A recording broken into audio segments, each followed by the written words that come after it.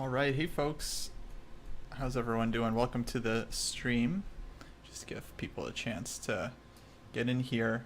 Okay, this is Diagnose Your Chess. This is a weekly show that I do for CoChess, CoChess.com, as well as Chess24. Hey everyone, how's it going? And on this show, we work with a new player every week, and we get into their chess. We try to talk a little bit about their chess training, what they're doing, what their goals are, and then we go in and we look at some games and see if we can give them, real like a diagnosis of their chess, their strengths, their weaknesses, and what to work on to improve for the future. So for today's show, I have with me Joel from Canada. Joel, welcome to the show. Thanks for being here. Actually, what part of Canada are you from? Hi, thanks for doing it. I didn't ask you. I'm from Toronto. Oh, Toronto. Cool, cool. So we usually start off with just some questions. We were already talking before the stream, but I want to kind of catch everyone up to date. So tell us about your chess, Joel. You know, what does a typical week or month of chess look like for you? What kind of games are you playing? And what does your chess look like? Yeah, so I've been playing chess for a long while. I've been playing since I was a kid, since I was quite young. I've played over the board in a tournament. I played one tournament in my life. It was the Canadian Open 2006, Kitchener, Ontario. I actually played Botez in that tournament. If I would have beaten her, I would have been able to say I beat Botez in that tournament. So obviously I didn't beat her. But that was my only open board tournament. But now I'm exclusively playing 10-minute games on chess.com. I used to play on ICC, and my rating has been sort of in the 1600s, 1700s, or 1800s the entire time. Mm-hmm. I've been playing for the last, I guess, ICC. I was playing probably in the probably not the late 90s, maybe around turn of the century, I guess, 2000 or so. So I've been playing for online for a good 20 years. So I've played, like on ICC, I used to play 20-minute games and 40-minute games. But now on chess.com, it's the 10-minute game. I just, new game. And then after the game, I'll look it over with the report, which isn't the best, really. I should probably be delving a little bit more into my games. And my rating's just been around 1750 for the last few years. Cool. And I knew you've been really active in the dojo Discord. Or do you basically play like every day or almost every day?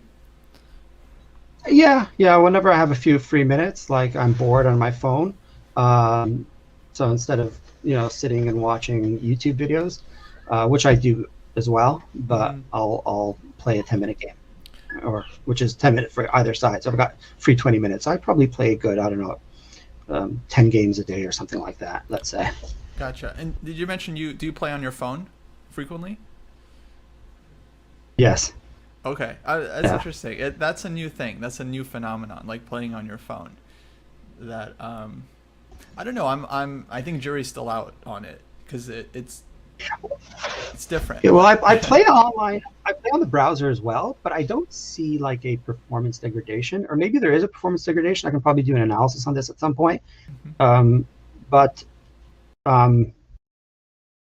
I find that like the opponents I'm being matched with, like my rating will fluctuate between, I guess, the low 1700s and the high 1700s. And I'm going back and forth between the phone and the browser. So I don't know if that really makes much of a difference. Yeah, I have no idea. I definitely think there's a strong difference between playing like over the board and playing on a screen, like playing online. And if you only do one, then you'll be much more comfortable with that. So people who play online a lot are going to feel more comfortable online. People who play over the board are going to feel more comfortable over the board. But when it comes from going from the computer to the phone, I'm not sure that it might be the same. To me, it feels like whenever I play on the phone, I always feel like I'm even less focused than when I play on the computer. But I mean, that's just me. So I'm not really sure. Just something to consider. Yeah, I've done my fair share of over the board playing, like when I used to do over the board when I was much younger. Mm-hmm. It's been a while since I played a real over the board game. Um, Yeah, you so mentioned that you just played one like classical tournament, like in-person tournament. Um, is is the goal to ever play more of these events, or are you just trying to work on like your online game?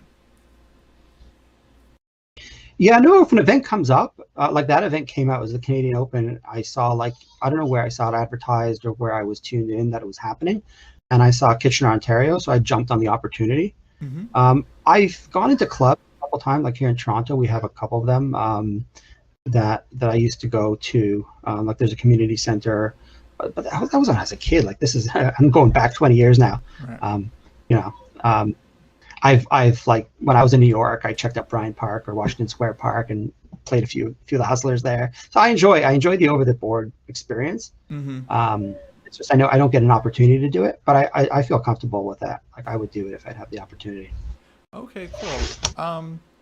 And let's get a sense of kind of like how you work on your chess, because I'm pretty sure you're pretty well read, right? Like you mentioned some books before, and well, let's get a sense of how are you working on your chess nowadays? Is there anything you're doing like solving puzzles or doing any books or lessons or anything like that? Yeah, so I like to do puzzles. I've always been like that's always been my primary way of training. Mm-hmm. Like I had Fred Reinfeld's 1001 um, winning chess combinations and sacrifices and combinations, as well as like there's a bunch of other puzzle books. And now with chess.com, like I do puzzles every day. I got like the gold or the premium membership at one point. I was doing like I think it maxed out at the lowest membership level. It was I think 25 a day. So I was maxing those out, but then I stopped paying for that membership. So they only give me about 5 a day. So I went over to Chess. Mm-hmm. So I'm doing like a bunch on Chess. And I tend to do pretty well on them. Like I can, there's always ones that are tricky and say, oh, I didn't see that. I didn't get that idea. Right. We discussed it in the Discord. So I like to do those tactics puzzles. But when it comes to strategy and positional play, like I've read my fair share of books like Selman's How to Reassess Your Chess, but that was a while ago.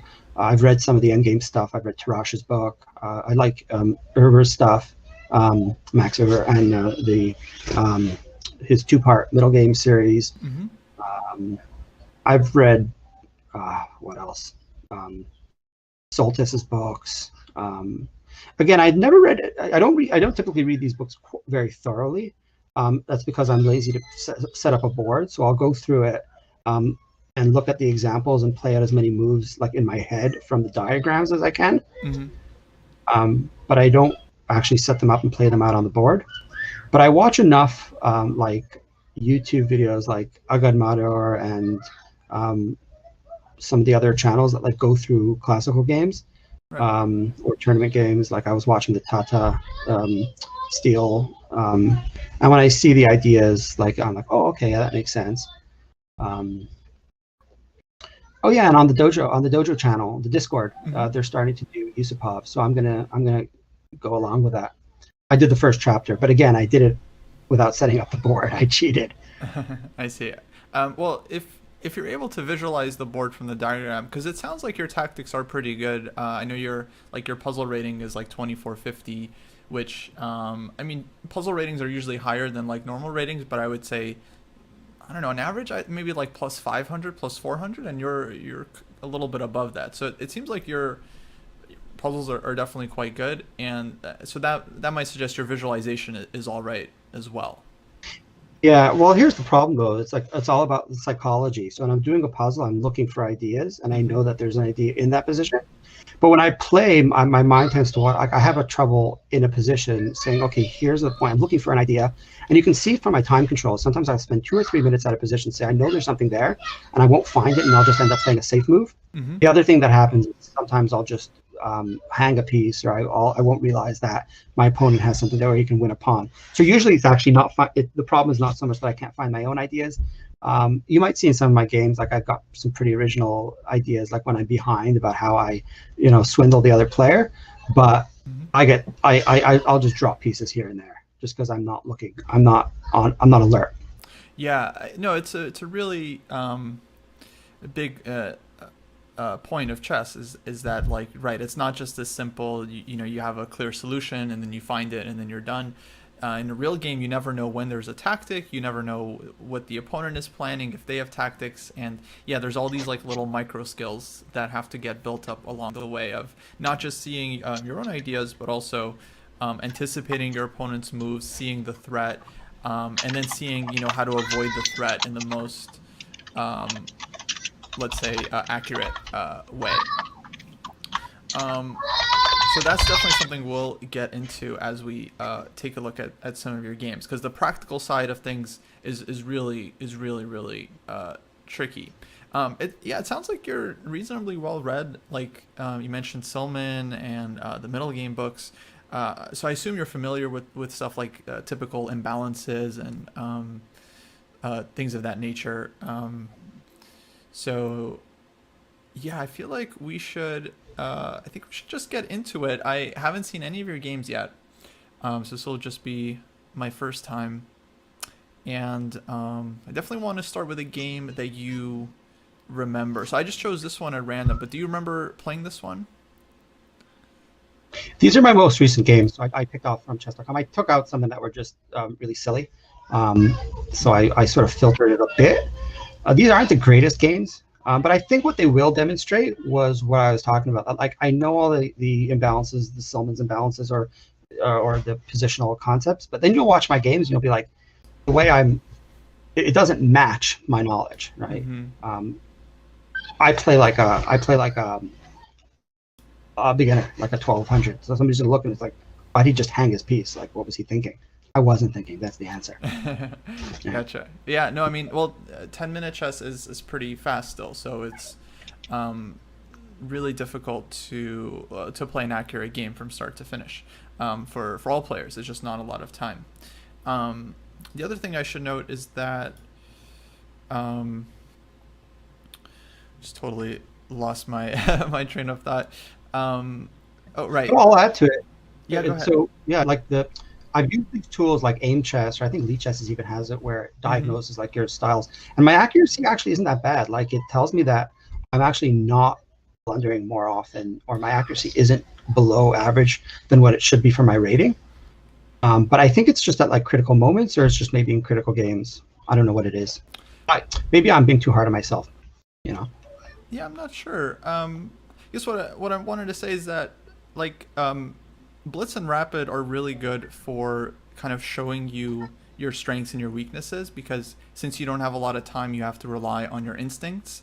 And if you understand a position, then you'll kind of know what to do, like what a good plan is. You can kind of follow that. And if you don't understand a position, if you're not sure what to do, then it's really easy to misplay it or to hang something because you're not kind of familiar with the ideas there.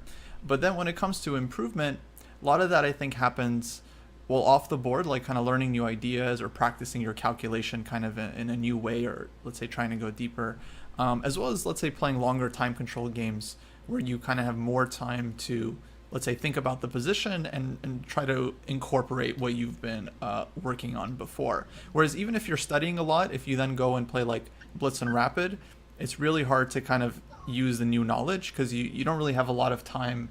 It's a very conscious process, so you need to kind of like you're going to end up relying on your instincts again.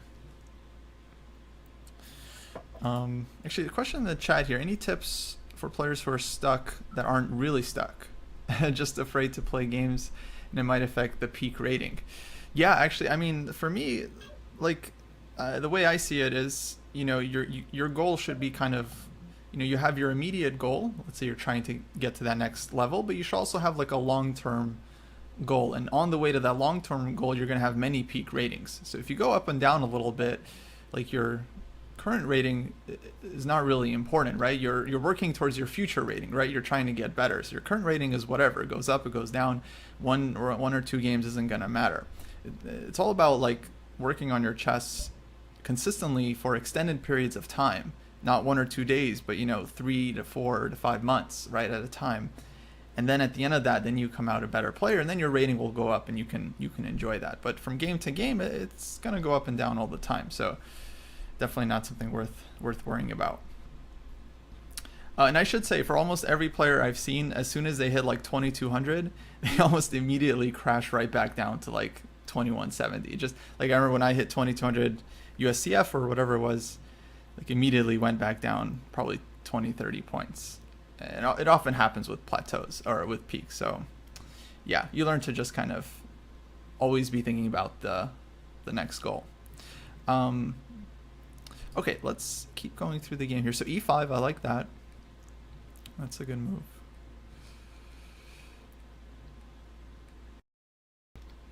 Okay, so you played H5 here. So this is a really aggressive idea. Is this something you find yourself doing frequently, like against the Fianchetto, or maybe just for this one? I wasn't thinking that it was because it was against the Fianchetto, or maybe it was. This is what I was thinking here. I guess I was just reading Chernev's book, Logical Chess, and he doesn't explicitly explain about color weaknesses, but the entire first section, Kingside Attack, is all about color weaknesses, right? So I was really conscious of that when I was playing this game, and I said, okay, there's that light squared bishop. If I can somehow get rid of that bishop, I could exploit the light square weaknesses with my light squared bishop. But then I said, okay, well, how can I attack that bishop? Like, there's no way to get at it, right? Trying to get at it from like f4 or h4 is a possibility, but my knight has sort of a hard time getting there, especially since those squares are nicely protected by pawns. So I figured, okay, the only way I can get it is maybe sort of advance my pawn up and try to squeeze that pawn into h3, or maybe make an exchange on the h file and then use my rook. So I needed an attack somehow. That's the only way I saw an attack happening. I could have castled first, but I didn't want to. Right. No, I like the move a lot. I think it's fully justified because you have kind of like more space in the center, and yeah, once you play h4 here, you can decide whether you want to take and open the h file or push h3 and kind of squeeze that pawn in there, which is very annoying to deal with. Okay, so white plays f3, e4, we go back.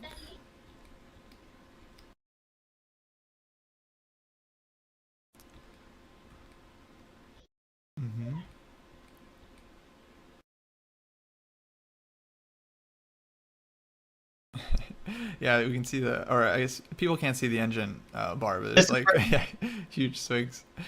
This is where the drunken sailor syndrome kicks in. If you go back a few moves, I think it was that f6 move where I was like, I think you can't see the time controls on this, but you can see I was thinking for like 2 minutes there or something like that. I'm like, okay, even back another one, right? I see. No, go back another one. Yeah, so okay, I brought the queen in there. I'm like, okay, great, but like, what do I do now? And I was just thinking, no ideas came up. So I said, I have to protect. I think I was worried about that rook on the f file. I think that's why I did that. I said, okay, you know what? I want to be able to use that bishop somehow, and I don't want it to be tied down to the f7 pawn. So I'm like, okay, let's close up that file, and then continue the game in the center. Yeah, this is actually quite a sound move strategically because you're also supporting the e5 square, which is like your blockading square. And yeah, even if you don't get anything with the knight on g4, you end up having to move it back to e5. It's kind of nicely supported there. So strategically, I think you're doing quite well here, playing against white's kind of isolated pawn. So e5, really sharp move. Okay, we play g5, bishop c1, take here, e3, take the rook, c7. I think I just ran out of tactical ideas. So that was the problem. When you said that other move was a sharp idea, it comes to positions like that where that should be the time I have, like before I made that g pawn push. I probably thinking for like, then I started looking for tactical ideas, and when nothing occurred to me, I just made like a silly move or something like that. Like I didn't even know if that was the best move. No, it definitely wasn't, right? It was totally winning. Yeah, for white. I'm honestly not really paying attention to the computer so much here because like in sharp positions, you're often going to make moves that might give your opponent some kind of chance. Like here, maybe it's e takes f6. Maybe that was the problem. Like bishop is hanging on e6. So yeah, but the thing is, it's like the engine always finds stuff, but you're not playing against the engine. You're playing against humans who aren't going to see everything, and they're especially not going to see the really like tricky tactics that the engine sometimes comes up with. So for the purposes of this, like I'm just trying to get a sense of your games. If we discover that like, oh, you're blundering tactics like every game, then that might be an issue to think about. But I mean, so far I feel like you played very reasonably in this game. Like your moves are logical, and it's like a 10-minute game, right? So I'm not expecting you to play with computer accuracy here. More, I'm just kind of looking for like things that you're kind of naturally doing well, and maybe things that aren't like so obvious for you. But let's take this one. Okay. Got in and nice. Ended up mating. Yeah, I remember. It was a blunder on his part, but I exploited it. Yeah, he blundered, but it's like White was under pressure the whole game basically, and usually people blunder when when that's the case. So it's not too surprising. Okay, let's jump to another game. All right, this is against another player, similar rating. Oh, this was really fast. Or maybe I think I brought this. I put this game in just to show a blunder I made, and then we'll diagnose like why did I make that blunder. Yeah. I don't remember what games which, but we'll go through it. We'll see. Mm-hmm. D5. I'm playing black here. Yeah. Mm-hmm. Yep, that was the blunder. There you go. Oh, It's wow. the opening. I hung a piece. Bummer. I'm Yeah. thinking about strategic ideas. Mm-hmm. What That's the only reason I gave it this game.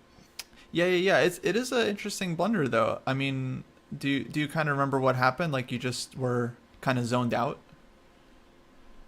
No, I think I was actually thinking. I was like, okay, what development move should I make now? So let's see. I want to castle.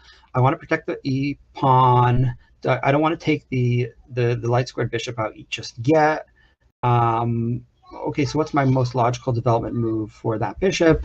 So I said, obviously, well, it's not a3, it's not b4, it's not going to be c5 either. I want to be aggressive. Okay, d6 looks like, okay, great, it's protecting the pawn. And I'm not checking for, like, am I hanging any pieces because it's move 6, right? So you don't look for that move 6. I see. Yeah, you certainly wouldn't be like necessarily, let's say, like looking for tactics, although to me this one feels like a case of like this d6 is kind of like a mined square. Like if you put something on the d file because you're like blocking your queen, it's tactically should kind of like it normally is a red flag, although obviously people will miss stuff all the time. There are there are like different types of blunders. Like I think most typical is simply when you put a piece on a square, you just didn't see that it was attacked. But I would never expect someone to blunder, like for example playing need an arrow here, like queen to g3, and then they didn't see that like the pawn could take. It's like, okay, this square, like no one ever blunders like that. It's always like more of like a long range thing. But I don't know, just well, this one I'm blocking protection. I say, oh, that knight's safe, that knight's good in the center, so I take my attention off the knight, and then I'm looking at the bishop, and I don't realize I'm blocking that defensive line. Yeah, and that's the thing, I'll make blunders like this. I'll throw away probably I don't know, 20% of my games just because of blunders like this. Oh, I see. So probably it'll happen frequently.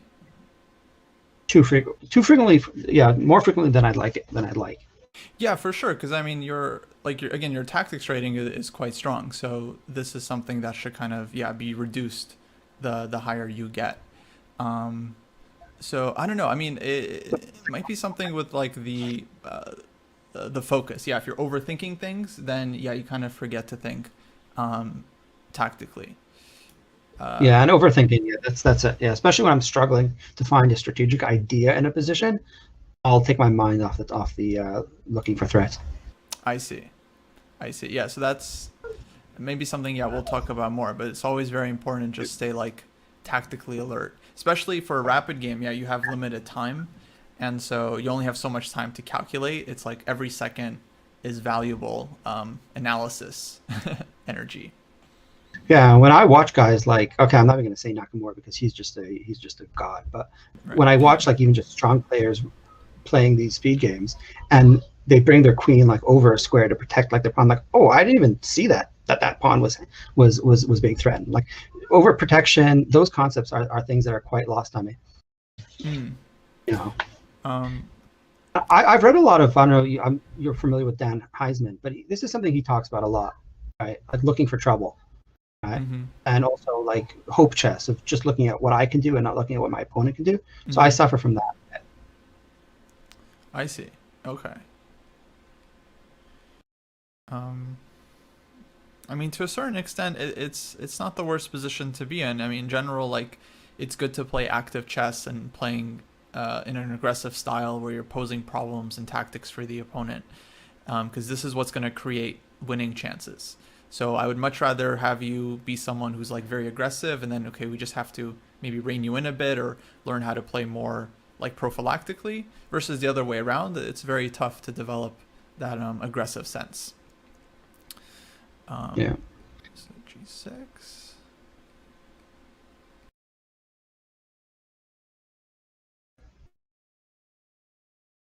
There you go. I got the seventh rank. Game over. Yeah. I feel like this game you played really, really well. I mean, it's kind of like a simple position, but there's still so many ways for both sides to go wrong here. But I feel like you handled it really nicely. So I'm wondering if it's just the blunders that might be like it might be the thing holding you back. Holding me back. Yeah, and that's the thing for somebody who's been playing for over 20 years. Like it's something that I should develop an intuition for seeing that pieces are hanging. But it's just something that maybe I just play so aggressively, and I'm always looking for threats and attacking ideas. Um, that I just have like some mental block there. I don't know. It's possible. I want to see a few more blunders before I make too many judgments. Okay, Yeah. you make the diagnosis. Right, because it's well, okay, it's so easy to draw conclusions from like one or two games, but that often means very little. You could two games at random, could mean anything. Let's keep going. But that was a very like quality game. I feel like that was really clean.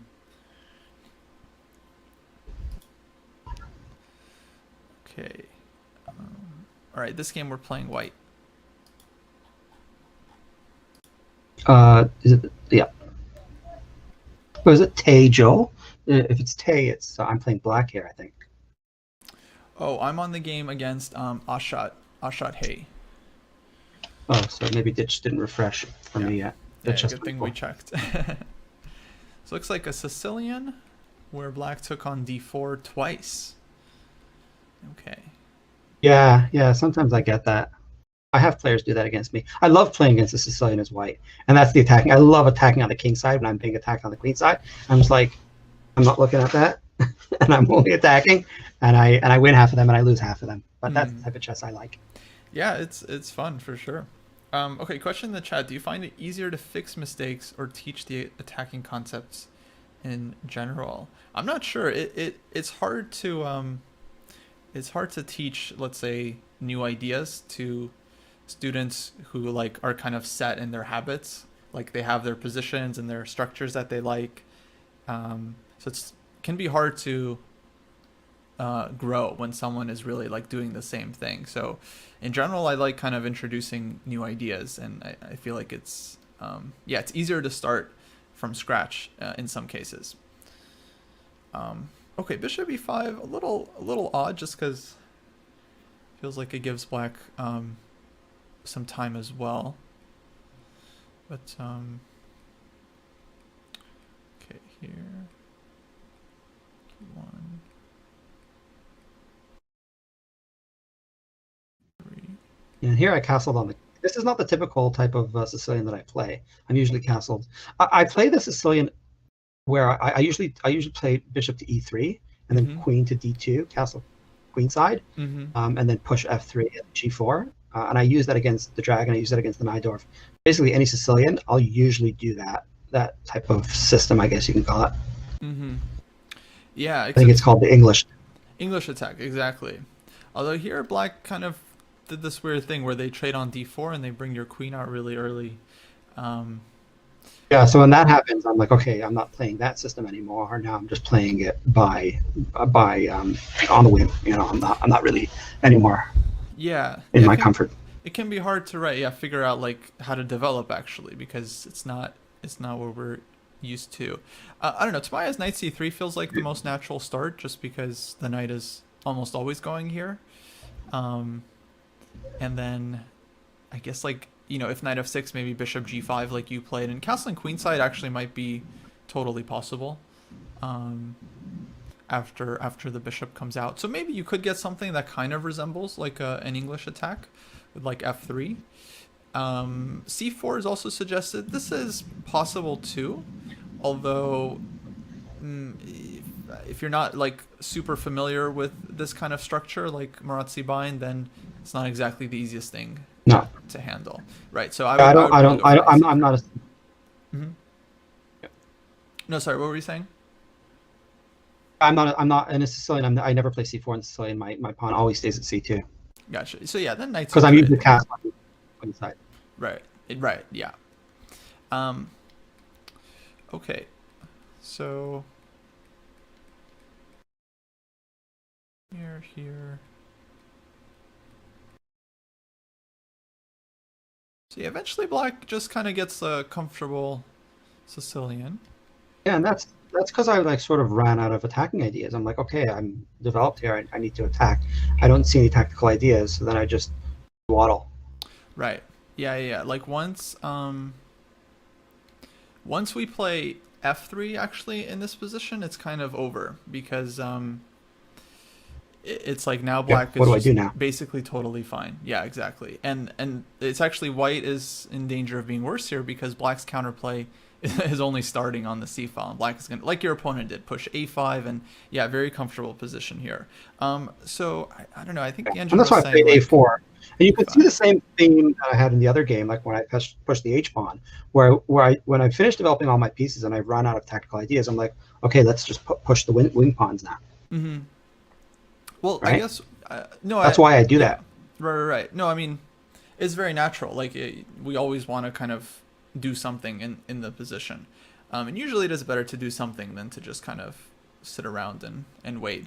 I think the key idea was here maybe to play this e5 move, like trading the dark squared bishops, and kind of clamping down on this d6 square. So the idea would be to potentially play like your knight to e4, and then black has to either give up the bishop or allow the knight in.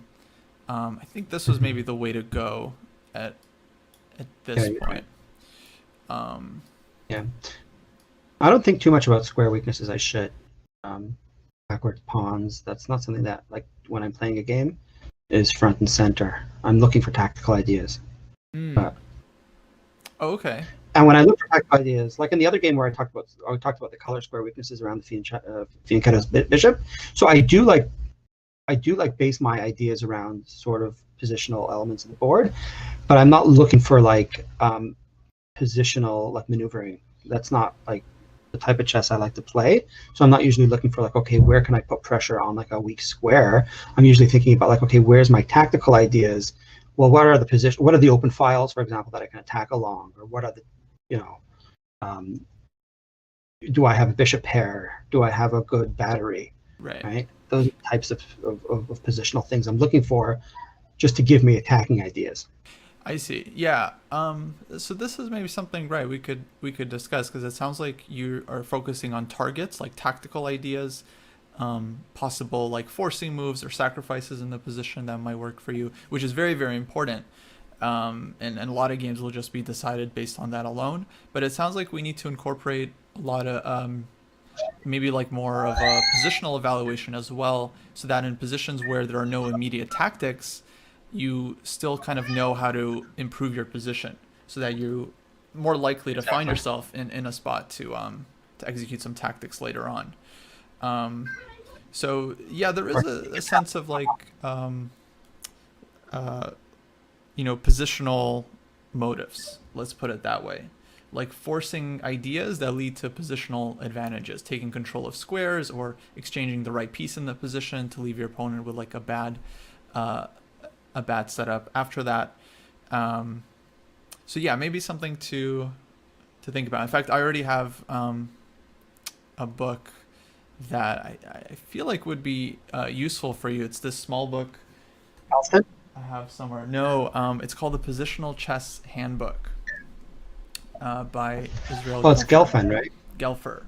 Gelfer, yeah. Yeah, it's a different guy. Yeah. This is a really cool book because it has a lot of. It's also a book you can read right from the diagram, so I think you'll enjoy that. Yeah, I've looked at. I don't know that book, but I've seen that book before, and it's position after position after position, and he just tells you in each position, okay, what are the positional ideas in that position. Yeah, and it basically just shows like a lot of motifs, like how to take control over a key square, how to create some weaknesses in your opponent's position using a pawn break, how to activate your pieces. It's definitely, there's like a ton of tactics in the book and combinations, but as you'll see, it all comes from the strategic side of chess, which is trying to make the most use out of your pieces at any given time. So it's, whenever someone is sacrificing a pawn, it's almost always to open up lines, right, for the bishop, for the rook. So it has this kind of like strategic basis, and that book I think does a great job of kind of introducing, basically the link between strategy and tactics, because these things are very much working together in games. I think that would be useful because it shows a lot of these like cool ideas, like little advances and cute exchanges using tactics to like achieve a strategic goal. Okay, question in the chat. I know that like Yuri Averback. Like I know like Yuri Averback has a book about that as well. About like sort of link between tactics, and I think it's one of his middle game books. He has a bunch of them. I've seen his Endgame book, but that's pretty simple. But he's got like a more advanced book, which talks about the idea of the link between tactics and strategy. Quite possible, yeah. It's definitely a like, let's say, core value of like the Soviet chess understanding. Yeah, actually, Znasko Bravosky has one. It's an old book, but his middle game book is about that too. Oh, and we take nice. And what was your, do you remember what was your evaluation of this endgame? I think I thought I can make like I could get my king to the center a lot faster than he could. I didn't think I thought it would end up like this. Oh, okay. I think I thought that I'd get the king to the center a lot faster. I thought that would be a very weak weak pawn. Like if you go back several moves when I make that rook trade, right? I said, I can trade that rook, bring that pawn right out into the middle, and then I'm just chasing it down with my king, and I should win that one.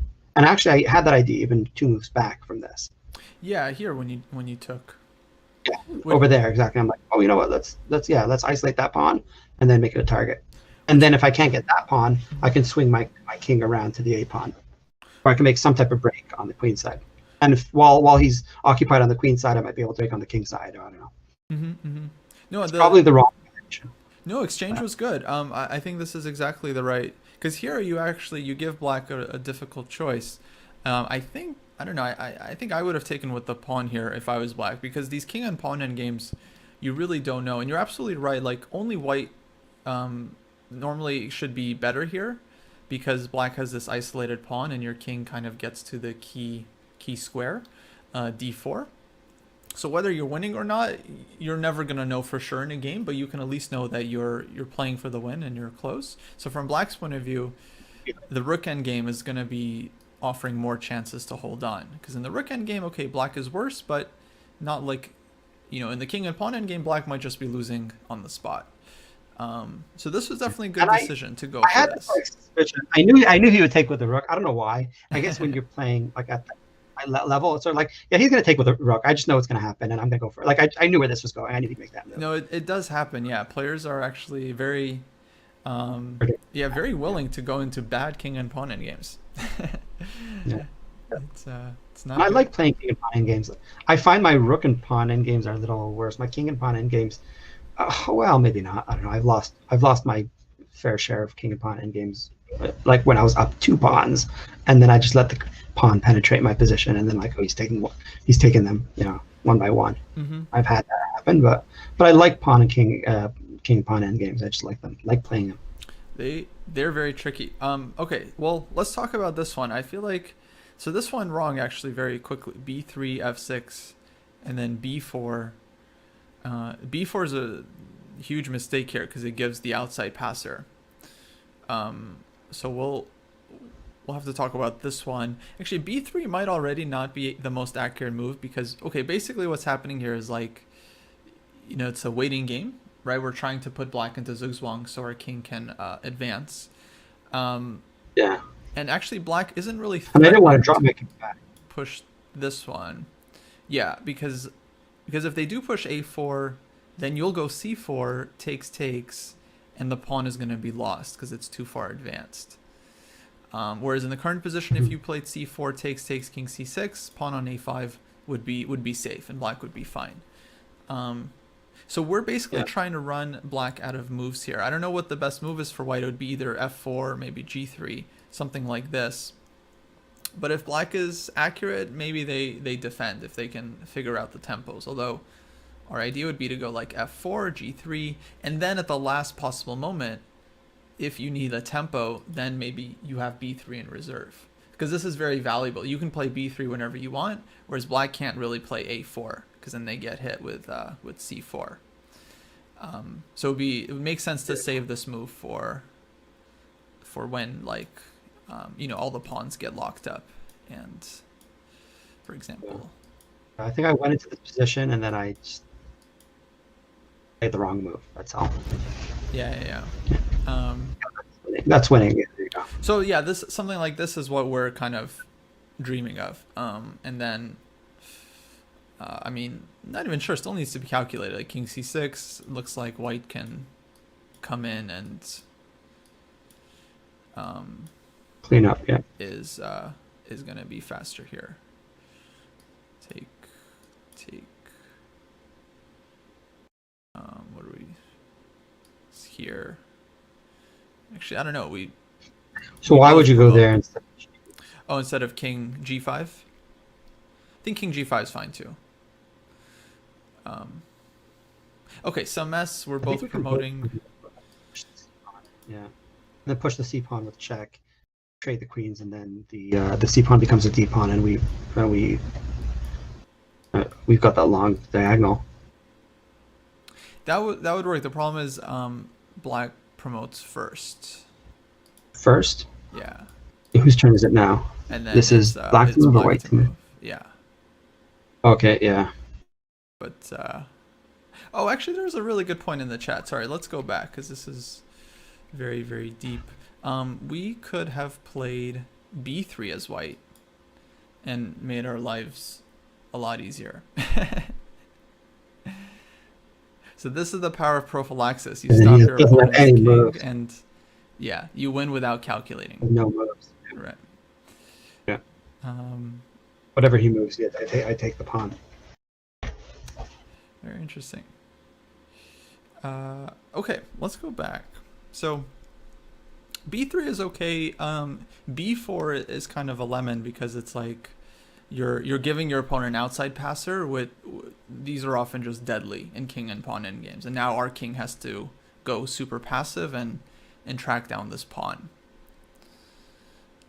Yeah, I think that's what I counted on, and I figured, then I'd go around the back and go for the pawn. Oh, I see. I see. So you were. That's why I did it, because I counted the moves. I said the king was on c4, so he goes 1, 2, 3, 4. It takes me 4 moves to go d3, b2, c2, b2, a3, while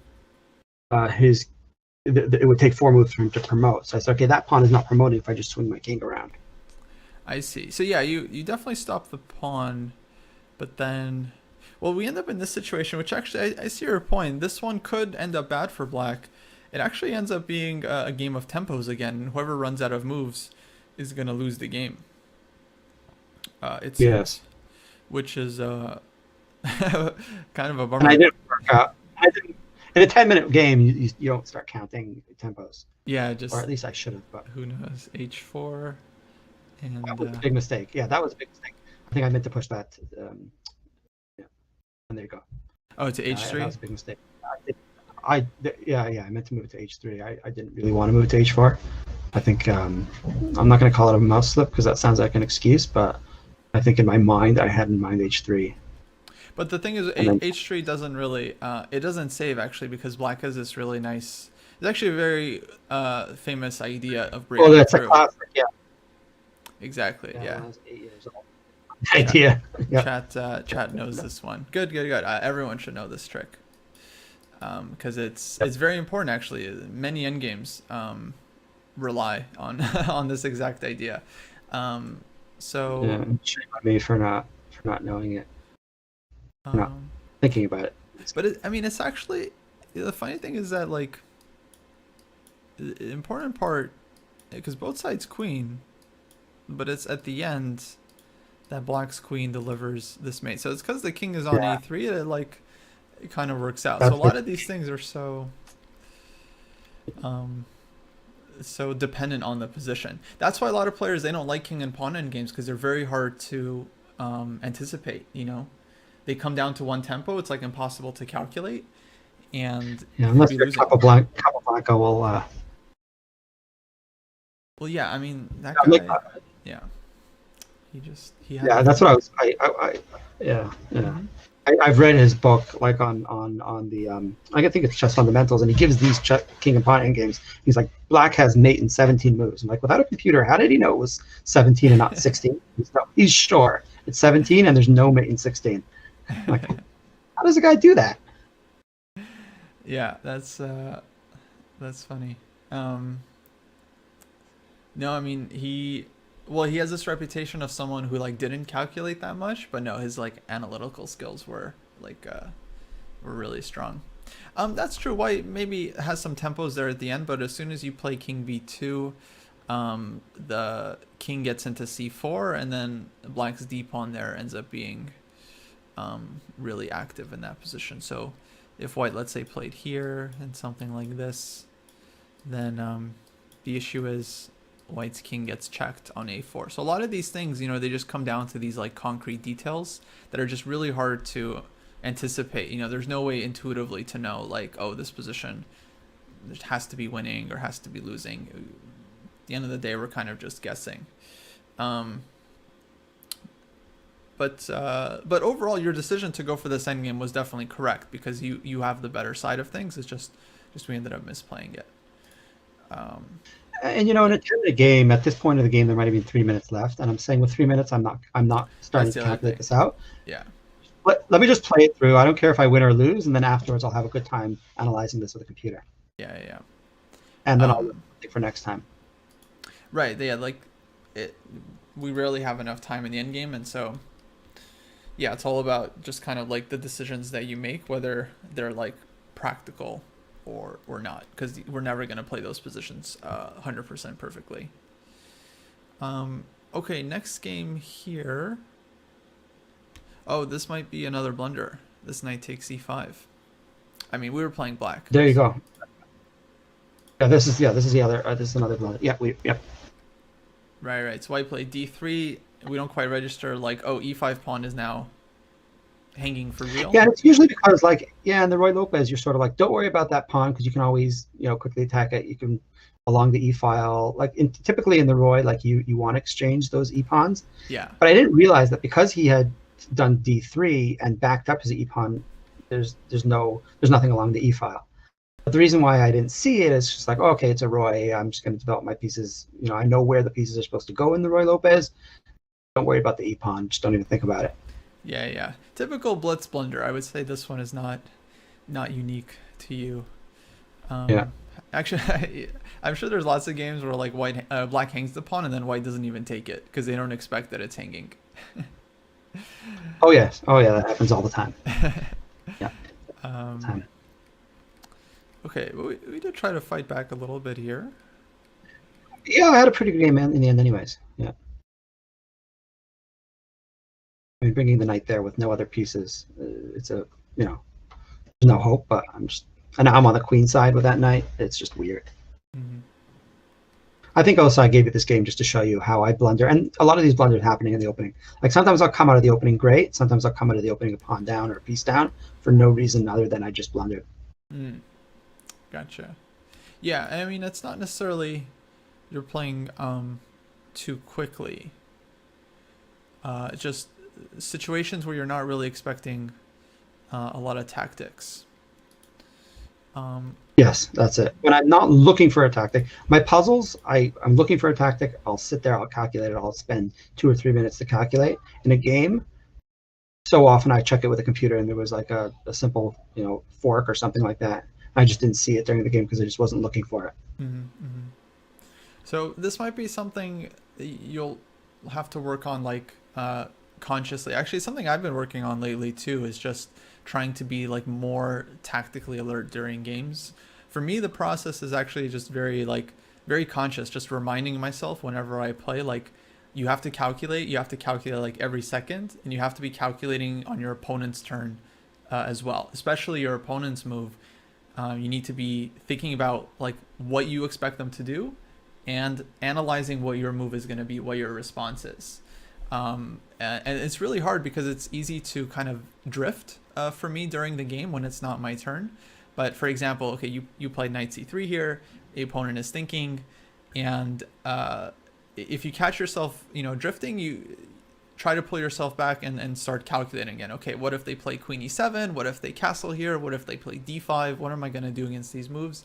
And the more like analysis you can do, generally the better off you are, right? Because you might pick up certain tactical details. Oh, this move doesn't work because I have this trick. Oh, but in this position, maybe this trick doesn't work for, and then the more you kind of analyze ahead of time, the better off you are. Now, this is specifically for rapid chess because like blitz and rapid, again, your time is very limited and every second is useful in terms of being able to figure something out about the position.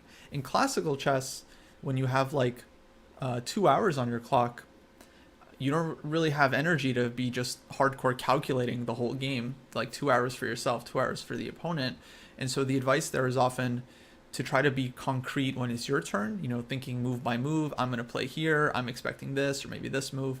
But then when it's your opponent's turn, it can be useful to think about more strategic aspects of the position. Now, this might be something you can use for your games as well. When it's your opponent's turn, you could be thinking about things like, which pieces do I want to trade off here, or what are the weak squares in the position, in addition to already thinking about like what are some possible tactics, but also thinking about, again, which pieces do I want to trade off, what's my next move here, like how am I going to improve my position, are all my pieces doing the best that they can. Here, of course, we're still in the opening, so I would be thinking about like how am I going to develop everything and what would be kind of like a good scheme.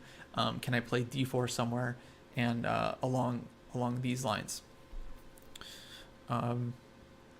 So yeah, that might be something like maybe I would recommend writing on a post-it note, like when you play, to like remind yourself, like look for your opponent's threats, always be calculating, like anything like this that can help you.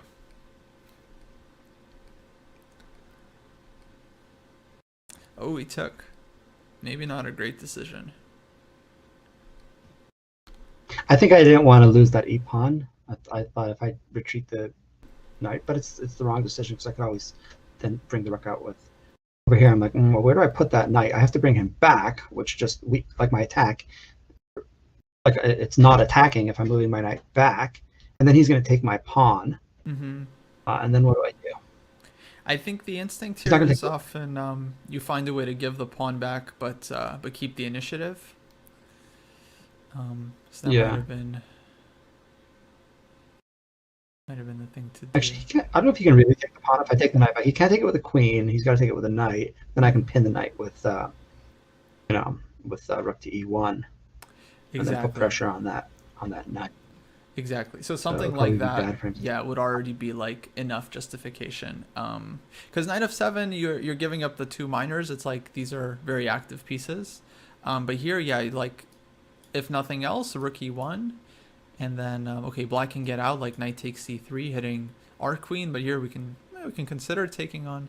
Let's say we take back on c3, and And I guess you wouldn't really have to go further than this. This is where you would just kind of pause and evaluate. Okay, the double pawns aren't great, but you have so many more pieces out than your opponent. Yeah. Like, looks pretty good. Looks pretty Yeah.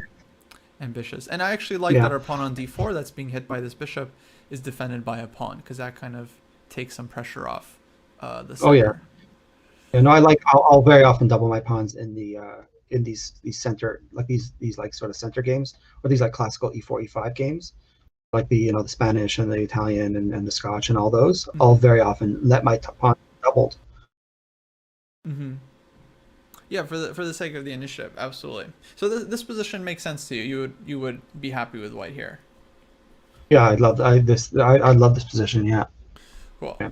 Now I don't know why I didn't calculate it out. I should have said, okay, yeah, knight goes back, he takes. I put the rook there. I should have seen that, but I'm like, okay, you know what? Maybe this is another case of where my mind sort of said, I don't know what's going to happen. It's sort of one, two, three. Let's just complicate things Mm-hmm. for no reason Mm-hmm. Yeah, other than yeah. I was just being late. Right, right. So not the most let's say practical decision. Um,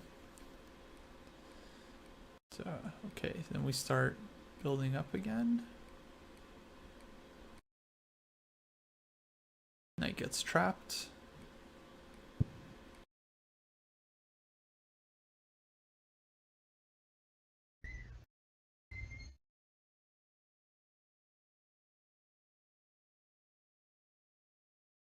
Nice. Yeah, technique was good again.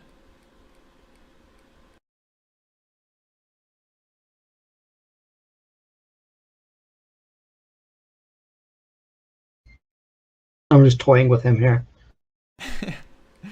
No, you did fine. I mean, when you have low time, it's like whatever gets you to the goal, you know. So that was no, that was Yeah, good exactly. technique.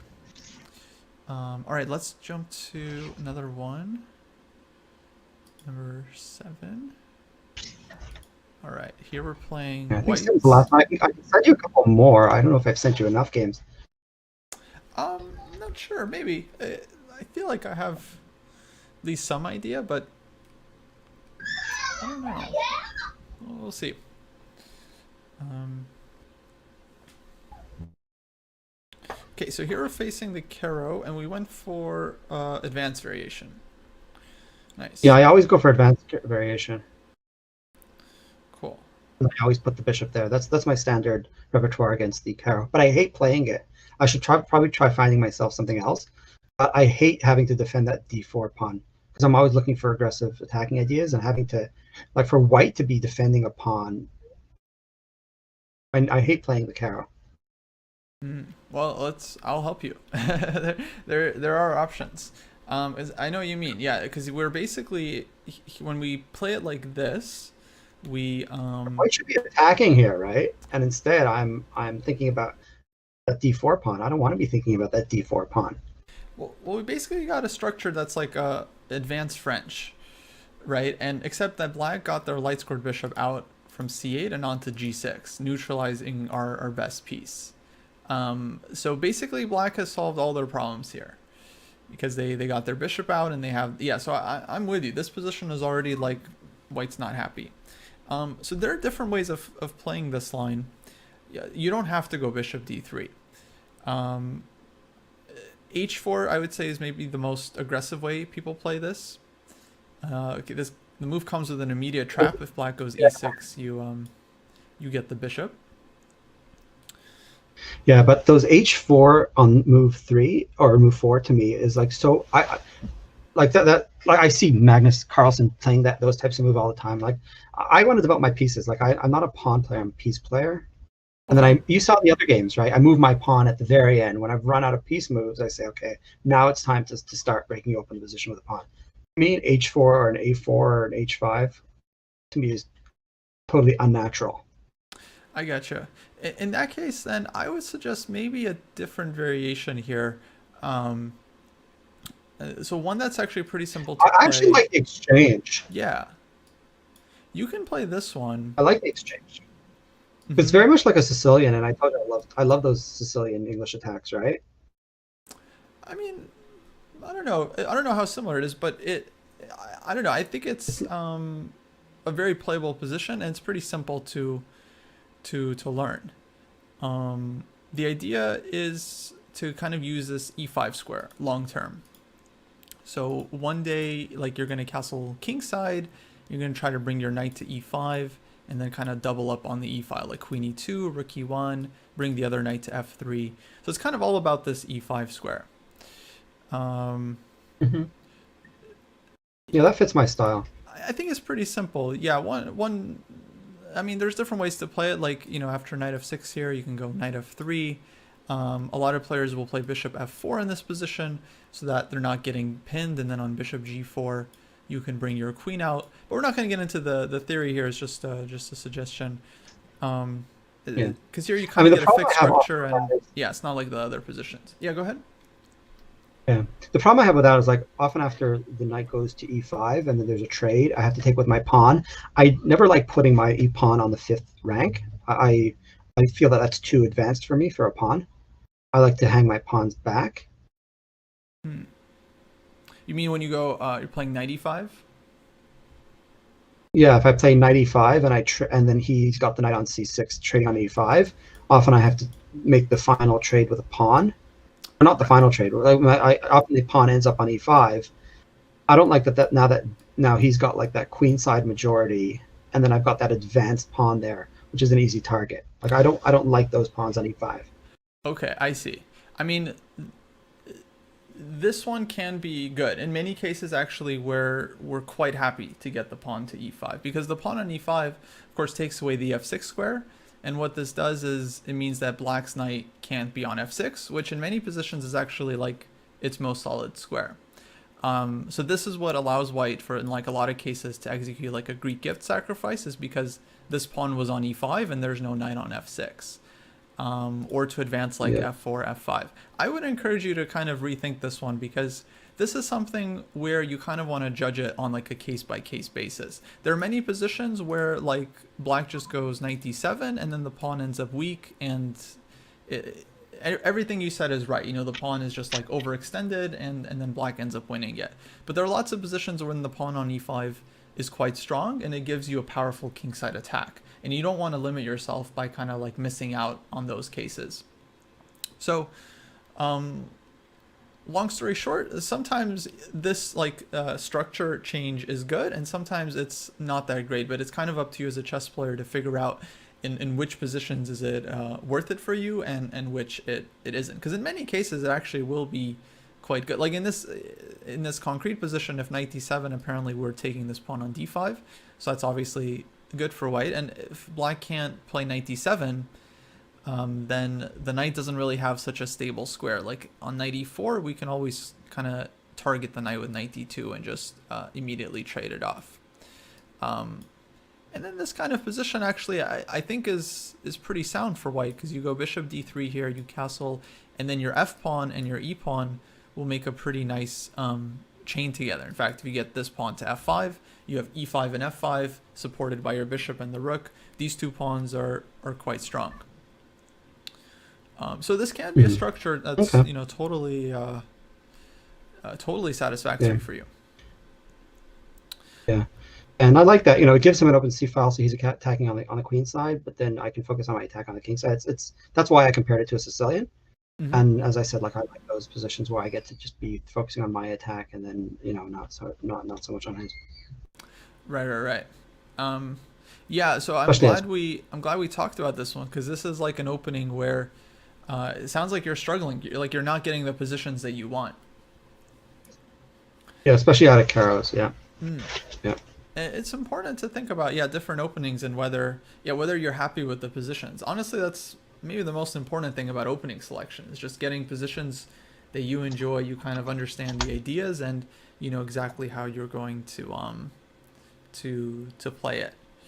And since you're like an attacking player and you want these like attacking positions, it gives you an idea of what you're looking for. So yeah, it would be good to kind of review. Can I send you another Kara? Oh, sure. Yeah. Yeah, because now that we've spoken about this game, let me show you a Kara I just played today. Let me attach it here. I just downloaded the moves here, so it's here it is.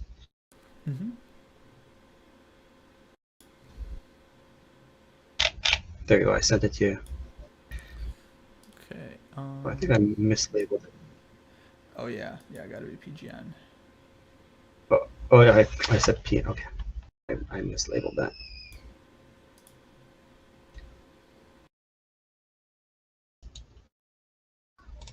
This is it. PGN.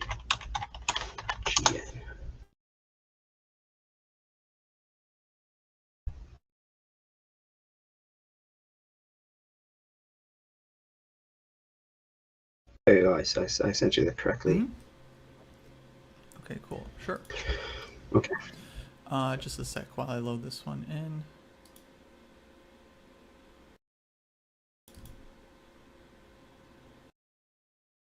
Okay, great.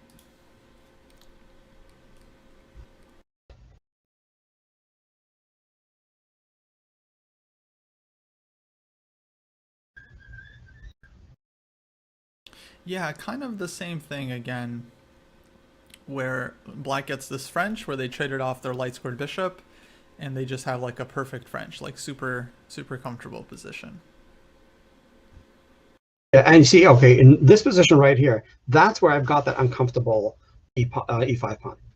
So that's Right. why in the Caros, I always end up having that trade on D4 and then being uncomfortable with that pawn.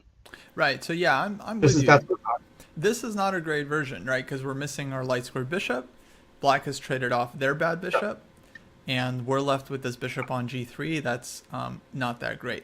However, if we could just like helicopter your pawn to f4, I would say your position is actually totally fine because you have this like massive pawn advance. And then the plan would be to bring your rook to e1 and then push like f4, f5, which even here I think yeah, would but be the quite problem. dangerous. But he's mounting pressure on that e pawn already. He's got 3 attackers on it, so I can't even move that knight on f3. So how am I ever going to get that f4 move in? That's why the position's no good. Yeah, because it's like you don't get that key setup that we're looking for. So yeah, these things, it's always like case by case basis. That's kind of how I would put it. Yeah, and that's why I say I hate playing the Caro, and I played the advanced version. Mm-hmm. Maybe I'm stupid for playing advanced version, but this is the type of thing that happens to me always in the advanced version. I make the advanced version, and then there ends up being a series of trades on d4, and then suddenly that e5 pawn is too far advanced. Yeah, unfortunately, it's an opening where strategically it's like it's very double-edged actually because when you advance the pawn, you take space, and then whenever you take space, that kind of opens you up to pressure later on. And yeah, it happens to the d4 square. So yeah, it is an opening that might not be like the most comfortable for a lot of players. And that's why a lot of players do like the Yeah, kind of simpler exchange or like two knights, things like that.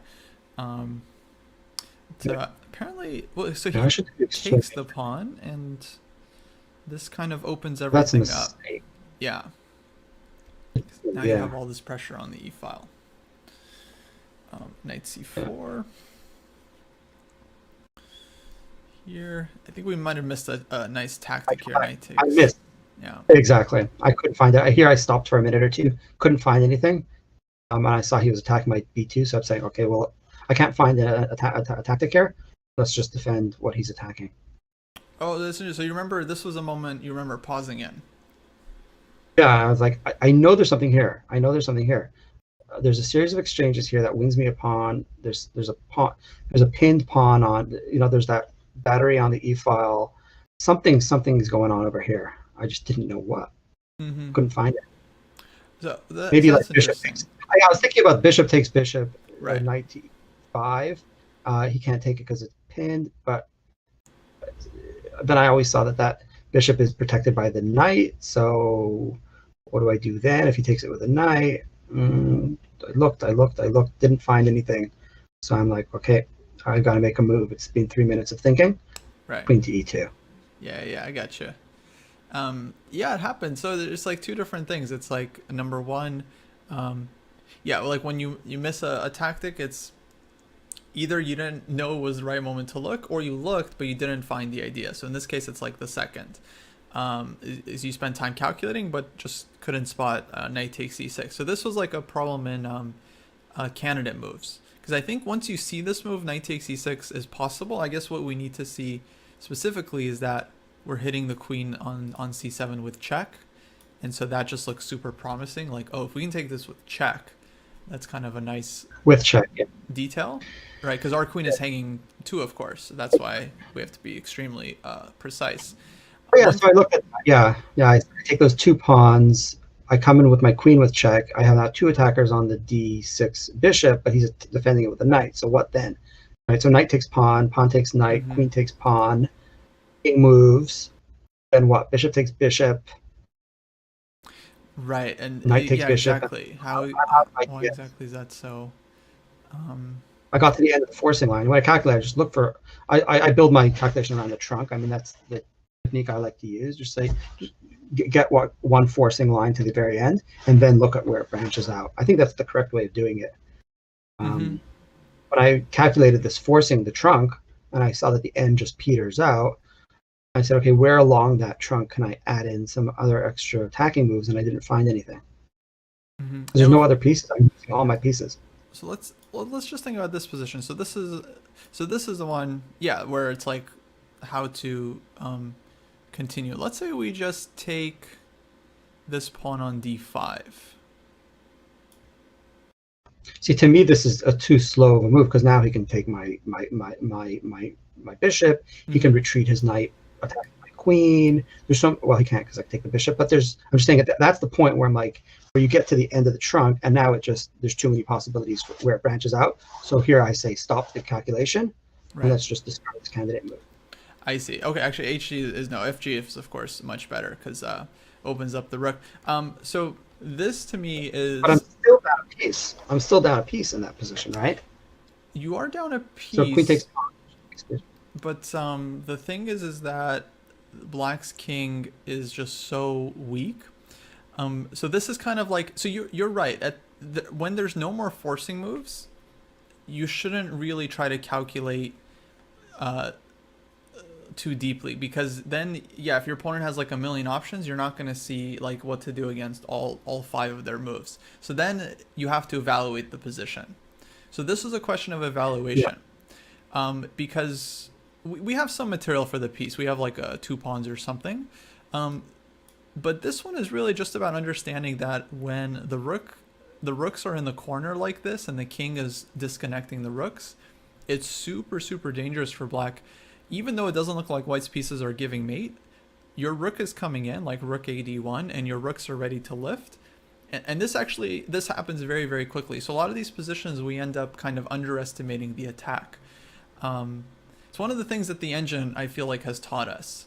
Number one, the engine has taught us that a lot of positions can be defended that look really, really bad, but the engine finds resources and holds them. The other thing it's taught us, actually, or at least me, is that a lot of these positions that look like your attack has kind of stopped, as long as the king is weak enough, like your pieces still come in. And so the engine just calculates far enough. It just sees like, okay, a couple of quiet moves, but the rooks come in and just, it's going to be mate. There's no way to get the rook on h8 defending in time. I mean, especially with FG, it becomes very clear that we have like rook f1 coming, and this is just like a monstrous attack. But even if you don't see FG, I'll be honest with you, I didn't see FG originally. I was just thinking like HG. This position is also better for White. Maybe not as much, but the fact that Black's rooks are disconnected is actually like, it makes things very, very difficult for Black to play. The knight doesn't really have a good square. It's just going to be floating. If knight b6, like the knight is so far away, it like doesn't even, you can play a quiet move here like queen h5, and I would still take White because we're so active, and the rook is just coming in, but not an easy one to evaluate. That's for sure. What's that? Sorry. Yeah, like I followed some of the games from Tata this year, and like I saw this, like these players were all doing that. They were playing these like lines that the end of the line is sort of the place where you would cut the calculation off, and you're down in material, but you're ahead in position. And I'm always uncomfortable playing that because I'm a tactical player. I like to think in terms of material. If I see a line and I get to the end of the forcing line and I'm behind the material but ahead in positional, I won't play it. Maybe I should, you know. Yeah, because there are many positions where, right, you could be down material, but everything else is going for you, and that makes up for it. So this is like the theory of, let's say, material, time, and quality of position, kind of like the three basic aspects of chess. You have your material, of course, which is kind of self-explanatory. Then you have time, meaning like whose pieces are actually in the game, and then you have what we would refer to as quality of position, which is things like the pawn structure and the king safety, and things like that that aren't always so easy to evaluate. Um, and yeah, you can absolutely trade material for both of these things. For time, getting some tempos while your opponent is busy grabbing pawns, as well as quality of position, which is going on. In this case, white is giving up a piece, but ending up with a position where our king is much safer and our rooks can get into the game. So we have all of these kind of advantages that, well, basically provide compensation and beyond that as well. Definitely, this is something I would love for you to see more examples of. And if you look at a lot of the games of like attacking players, you'll see that it's not. It's actually pretty rare that you just get a sacrifice and it's like take, check, and then mate. If you get that, that means your opponent like blundered. So to create an attack, a lot of times you have to like really sacrifice something, and that means playing down material, but with the expectation that your attack is going to pay off. Your pieces are going to get there in time before your opponent is able to consolidate and defend everything. Yeah, and that's what the puzzles do to you. Like the puzzles, you Yeah. say you sacrifice your queen, or you sacrifice the exchange, but then 2 moves down the line, you win a piece and 2 pawns, right? You're like, okay, that's a winning material. And these puzzles are all. It's very hard to find puzzles. There are some advanced puzzle books that have those types of position that we were just talking about, where you give up material, and then the line ends where you're white winning but down in material. Um, but those are the things that actually happen in games, rather than those puzzle books where it's Right. tactics, dropping Yeah. material at the end, right? Yeah, like those are rare. They come up more often as you get more and more advanced. But right, some puzzles will end in a position where we're down in exchange, but the king is about to get mated because our queen, is on d7 or something, and then the rook is coming in, or the fg might be the final move, and then the rook is coming in next, and the king gets checkmated, even though you're currently down like 2 pieces or something. Yeah, it happens. It's one of the most difficult things to evaluate is just like material imbalances. But that would be a topic I would strongly encourage you to start looking up, because I feel like, yeah, I feel like there's a lot of stuff about your play that is really like well developed. Like just, I feel like there's some positions you just play like very naturally and you just know exactly what to do, and you're just like converting very easily. But then if you're not able to like find those moments where you need to like sacrifice something or like play dynamically, that can really hold you back, because some positions they need a very tactical solution. Like this one, actually, this was a great moment where if you take the plunge and you sacrifice, even not knowing if you're doing well here or not, just knowing that you're going to have good chances, then once you get here, you realize, oh, my attack is actually really strong. And that'll be kind of good for your game. Versus if you kind of back down from the sacrifice, then usually you end up making some kind of concession. So I would encourage you to actually take some risks, especially if you're not sure about the position, but you feel like there's some potential there. Because the 1 or 2 games, it doesn't matter. So try it out, and if it works, Yeah, then it's like either way, whether it works or doesn't, you're I gonna learned kind of learn something. Yeah, about how to like evaluate these positions, and it's you'll be able to kind of calibrate better. Exactly. Um, so good advice. yeah, okay. I've kind of already started with the with the diagnosis, but there's a couple of things I would suggest for you. So number one, this book by Israel Gelfer, Positional Chess Handbook, I think will give you a lot of very very useful ideas to and like motives to think about. Um, I would also encourage you to maybe look into some books on different pawn structures. Someone mentioned the Flores book in the chat. What was it called? Chess Structures, a Grandmaster Guide. That's a really good one that shows a lot of different pawn structures and how to play them. You'll also get some, let's say, pawn structure knowledge in the first book that I mentioned. but this will give you a good sense of like what kinds of plans you could be playing for in different positions, and how to kind of evaluate positions I have, with different structures. Yeah, go ahead. I have Soltis's book on pawn structures. Mm-hmm. There's another one, Ivan Sokolov's book about the structures, but those are sort of. I took a look at that, and they're not like standard structures. So I don't know if that's the best book. But a lot of Yeah, these books I feel are more opening oriented, sort of understanding the structures of particular openings. right. That's kind of how they're presented, but the thing is that like you can get the structure from many different openings. So we'll call something like, for example, the advanced French structure, like in this game, even though it came from a Caro-Kann. And this kind of happens frequently in chess, where you start with one opening and then you get a structure that's more familiar or more related to like another opening. Like you can get a King's Indian structure from many different openings, like Ruy Lopez, Sicilian, all kinds of stuff. So it's really about understanding the typical plans and ideas in each structure, and then kind of figuring out how they apply in the given position. So almost regardless of the openings you play, you're still going to be seeing these different structures from time to time. But yeah, the Soltis book, I've heard kind of mixed feelings about it. I think it might be okay. I'm a fan of Sokolov. I think like Winning Chess Middle Games is the book. Um, as far as I remember, it does go into more like D4 openings and D4 structure, so it might not be the most useful thing. The Florist book covers a wide mix of like E4 and D4 openings, so you'll get maybe not every chapter will be super relevant, but I'm sure there will be a lot of really useful stuff in there for you. Um, and then some of these other books like Hellstein book I mention all the time, the Positional Chess Handbook. Um, these will contain a lot of like the strategic ideas that I think would be helpful for you to start like picking up on, um, so that you can kind of start using these ideas during your games as well. Uh, let's see. Any questions, Joel? No, I can't think of any questions. I think we discussed a lot while we were looking at the games. Um, any other anything else? I don't know. Yeah. Well, let's see.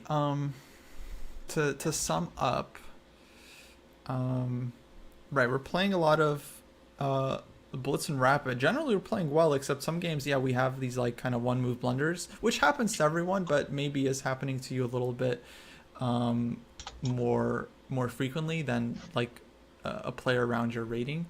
I'm not sure exactly what's the fix for that. In my experience, when I find that I'm blundering, it's because like I was kind of focusing on the game, but I was also kind of like zoned out, or maybe yeah, like not in that concrete mode. So as much as you can, you want to kind of develop this like mode you're in, where you're just like in this tactical flow, and you're always calculating, looking for candidate moves, captures, forcing moves. Doing your like tactics check, basically every single move for both you and your opponent. So if your opponent makes a move, you immediately try to figure out, oh, is that a blunder? Can I take advantage? Is that hanging anything? And before you make your move, it's very important to kind of do that blunder check and making sure that you're not hanging anything or allowing any kinds of tactics. Because of course, it's not just sometimes we hang pieces, but also sometimes we hang simple tactics that are easy enough to find in the right context, but if we're not looking for them, very easy to blunder. Happens to literally everyone.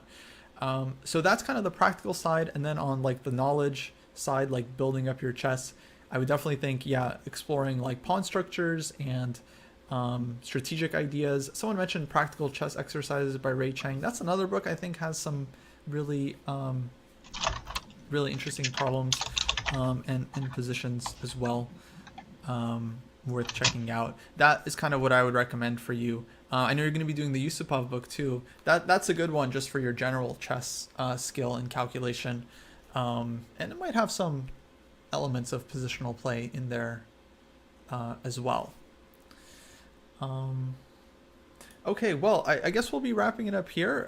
Thanks, Joel, for joining me. Hopefully, we will uh, touch back in a couple months, see how you're doing, and hopefully you're well on your way.